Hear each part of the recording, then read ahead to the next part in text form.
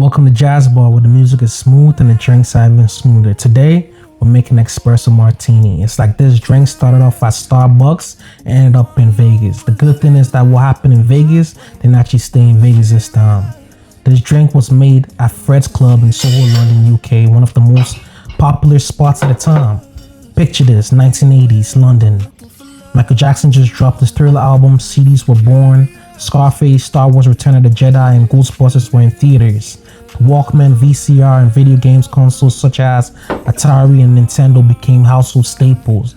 Apparently, a model walks into a bar and tells Dick Brasso, "I need something to wake me up and mess me up." Now, was she really a model? Or was that his pickup line? She must have been a vibe though. Drop a comment if you believe this story. But back to the story, Dick Brasso, being the legend he is, says, "Man, I got this." Looks around, grabs a shot of espresso, a splash of vodka, and invents chaos in the coupe glass.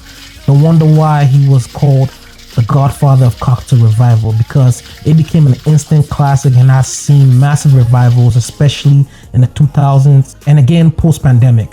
Thanks to the craft cocktail scene and coffee culture colliding, Brasso's creation is now one of the most ordered cocktail worldwide. So next time you're torn between caffeine or cocktail, just have both. Now, if you're feeling this vibe, I'll only ask you for one favor, man. Hit that subscribe button for more cocktails, mocktails, history lessons, tips, and good times. Until next time, let's keep it chill, keep it safe, keep it smooth, and keep shaking. Cheers, y'all.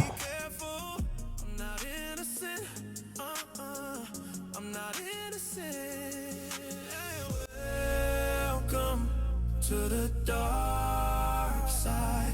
I hope you